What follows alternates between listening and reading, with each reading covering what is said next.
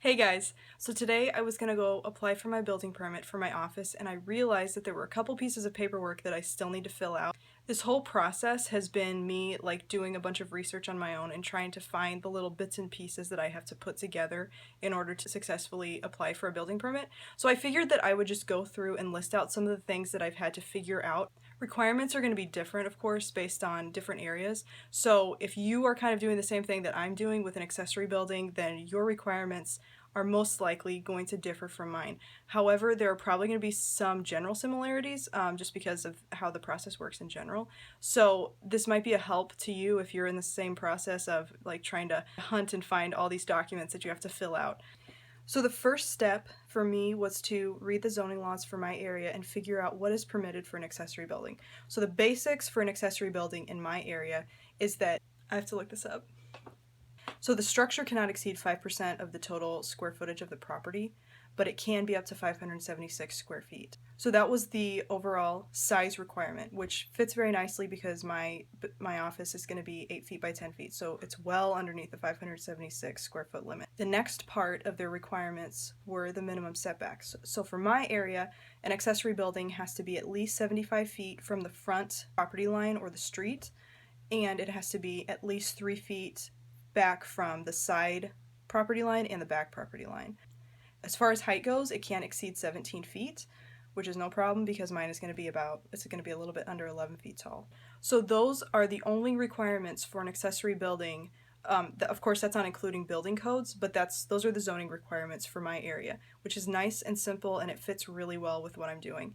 The second part of the whole process, after figuring out what I have to do for an accessory building in general, was to figure out what applications I have to fill out.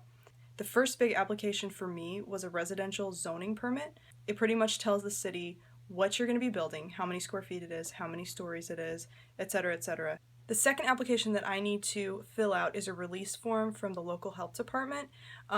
Because our property has a septic system on it, I have to get approval to build on the property and make sure that I'm not messing with the septic system or, doing anything that would get in the way of that. So what I'm going to have to do is I'm going to have to call a specific number, have them come out. They're going to mark the underground lines and kind of the boundaries of where the septic tank is.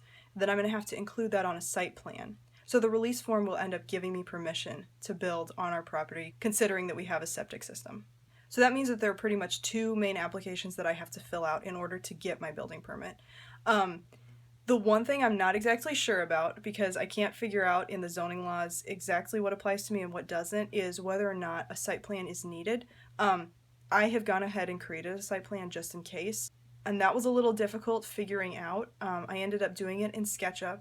I pretty much just went around our property measuring where all the buildings are and making those measurements as accurate as possible. What I ended up recording in the site plan were the dimensions of the existing residence, the driveway, the walkway. We have an existing accessory building in the back that's our shed, so I recorded that. I also drew where my office will be as the proposed addition, and I also measured all the setbacks for each building that is on the property and will be on the property.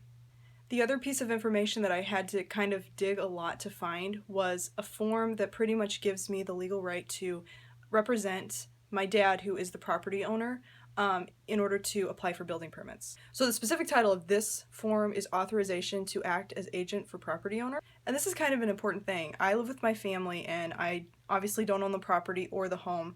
So it was something I hadn't really thought much about until recently, and I was like, well, of course, I'm not the property owner. I can't legally go around making all these changes. And so I wasn't exactly sure what to do, and then ended up coming across this form, which I definitely had to look for. Thank you, government. But I was really glad to find. This will be a really big help. So overall, even though this process is a lot more intensive than I was expecting it to be, and there's more paperwork that has to be taken care of than I at first expected, it's nice to know that the requirements for an accessory structure are relatively basic.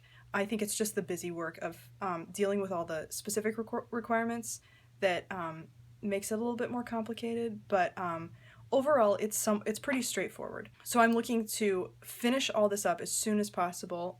The only thing I'll be waiting on is having the health department come out and measure the actual boundaries of our septic tank and then including that on my site plan. And as soon as that's done, as soon as they have that release form finalized and signed, then I can go and get my building permit and hopefully I can start building.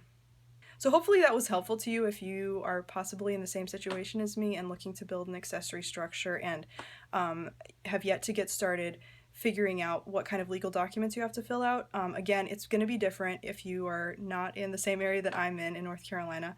But hopefully this was a helpful summary of the type of applications that you're going to need to fill out and look for. So as always, thanks for watching. Make sure to subscribe to stay updated on everything that is going on with my office and my tiny house.